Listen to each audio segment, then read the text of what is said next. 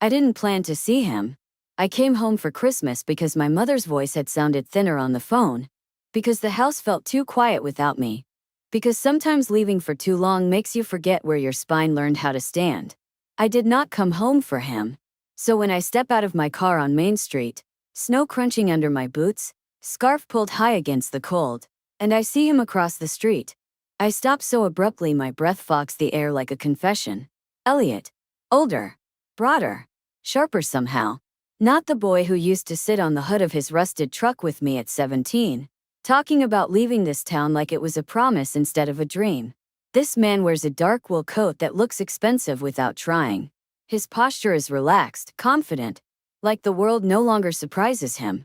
A woman steps out of the cafe beside him, laughing at something he says. She touches his arm. He smiles politely. Then his eyes lift and lock on mine. The smile vanishes. For a moment, neither of us moves. Snow drifts between us, slow and quiet, like the town itself is holding its breath. Then the woman says something I can't hear. Elliot answers without looking away from me. She glances in my direction, curious. I turn before either of them can cross the street. My heart pounds all the way back to the car. I tell myself it's fine. I tell myself I'm here for a week. I tell myself this town is small, collisions are inevitable. And I'm an adult now. I can handle seeing my first love without unraveling. That lie lasts until Christmas Eve. The house smells like pine and cinnamon. My mother humming softly in the kitchen as she wraps the last of the gifts. I'm stringing lights along the banister when the doorbell rings. I'll get it, I call. I open the door and there he is. Up close, Elliot looks nothing like the boy I left behind. His hair is darker, shorter. His jaw sharper. His eyes the same. Deep, steady, impossible to lie to. Merry Christmas, he says quietly. For a second I can't speak. Then I find my voice. You shouldn't be here. He nods once. Probably not. Behind me my mother calls my name. I just wanted to say hello. Elliot continues. I heard you were back. Of course he did. News travels faster than snowstorms here. I'm busy, I say, though I'm standing in the doorway. Blocking him like that might hold back the past. I know, he replies. I won't stay long. Something in his tone, controlled, careful, makes my chest ache. I step aside. He enters the house like it still belongs to him. Dinner is surreal. My mother beams at him like he's a miracle. She always adored Elliot. Everyone did. The quiet boy with too much potential for a town like this. So, she says brightly, pouring wine. I hear you've done very well for yourself. Elliot inclines his head. I've been lucky. Lucky. I stare at my plate. What do you do now? My mother asks. I run a firm, he says. In the city. What kind of firm? He glances at me. Just briefly. Investment, he answers. That's it. No details. No bragging. But the way my mother's eyebrows lift tells me she's already filled in the blanks. A billionaire.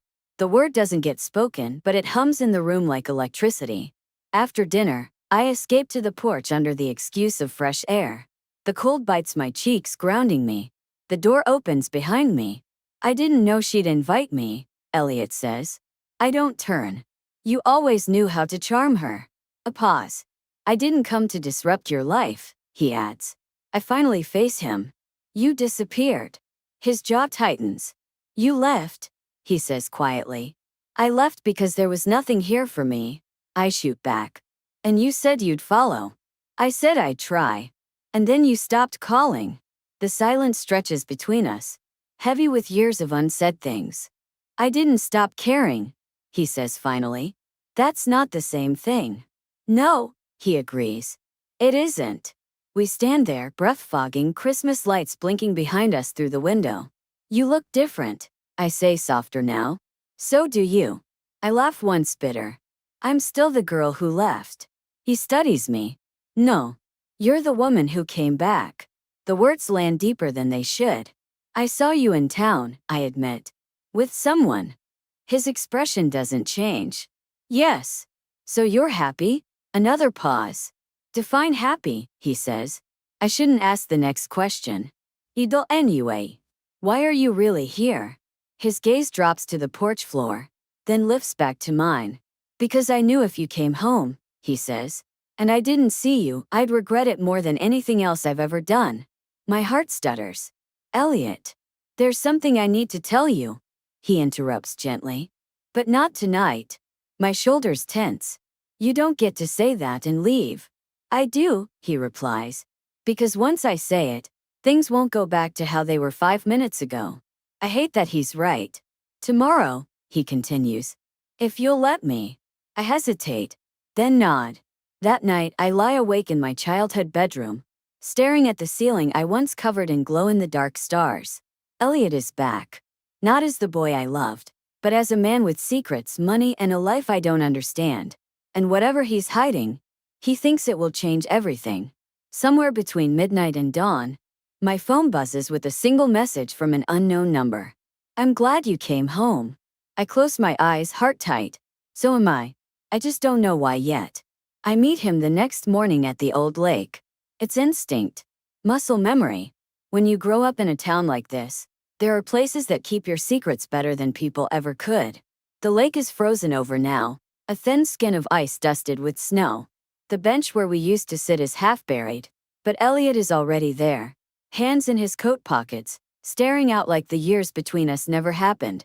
You remembered, he says when he hears me. I never forgot, I reply. We stand side by side, close but not touching. The cold makes everything sharper, breath, words, truth. You said you had something to tell me, I say. Yes. He doesn't rush. Elliot never rushed anything, not even goodbye back then. He looks like a man preparing to dismantle something carefully. I didn't disappear because I stopped loving you, he begins. I disappeared because staying would have destroyed us both. I let out a soft, humorless laugh. You don't get to decide that alone. I know, he says. That's the part one regret most. I turn to him. So why now?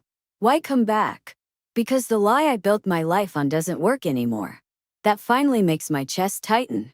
What lie? He exhales slowly. That if I became someone else, someone powerful enough, successful enough, it would make what I did forgivable. I wait.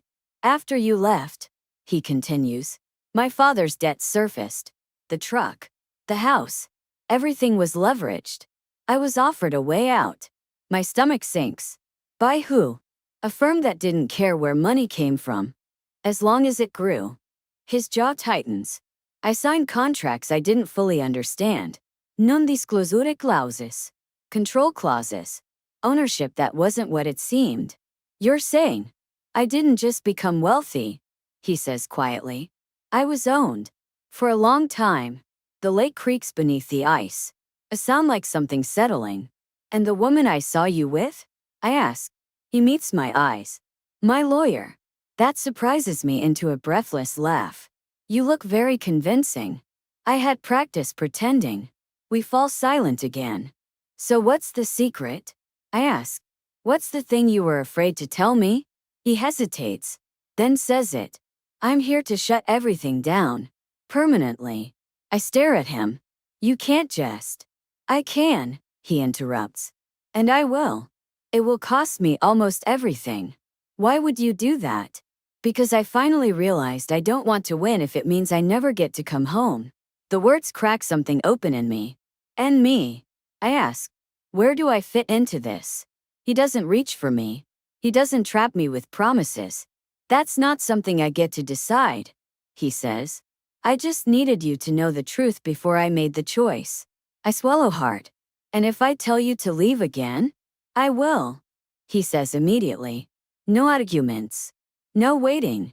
The sincerity hurts more than anything else.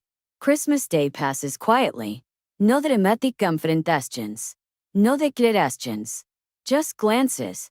Familiar laughter at the dinner table. Elliot helping my mother carry dishes like he never stopped belonging here. That night he knocks on my door. I'm leaving tomorrow, he says. My heart stutters. So soon. I have to, he replies. If I don't finish this now, I never will. I step aside, letting him in. The room feels too small for everything between us. I'm not asking you to come with me, he adds quickly. I won't ask you for anything. I search his face. Then why are you here? Because I needed to know if coming back was real or just nostalgia. And I whisper. He looks at me like the answer terrifies him. It's real. Something shifts. I step closer.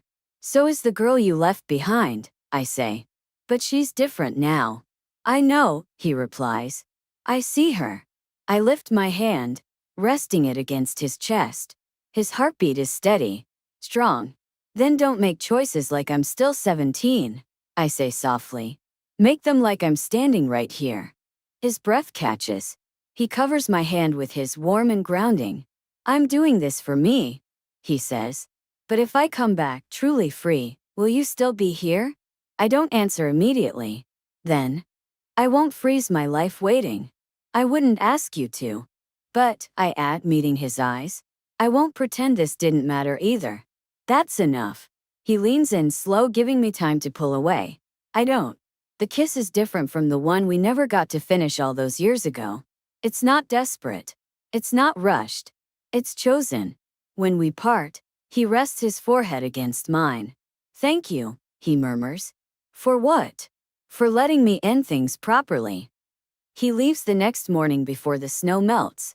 Weeks pass. Then months. I return to my life, my job, my city, my routines, but something in me feels lighter. Like a chapter closed cleanly instead of torn out. Then one afternoon an envelope arrives. No return address. Inside is a single document, public, legal, unmistakable. Elliot Hale has dissolved his firm, sold his shares, walked away. At the bottom, in handwriting I recognize instantly, are 5 words. I kept my promise. My phone rings an hour later. Hi, he says. I'm home, he adds. For good this time. I smile, eyes stinging. Then you'd better stop standing outside. There's a pause. Then a soft laugh. You always knew. When I open the door, he looks different. Lighter. Still powerful but unburdened. No secrets left between us. We stand there, not as the girl who left and the boy who stayed, not as the billionaire and the woman who came home, but as 2 people choosing each other without debt or disguise. I didn't disappear, he says quietly. I just took the long way back. I step into his arms. This time, I don't let go. And this time, he doesn't either.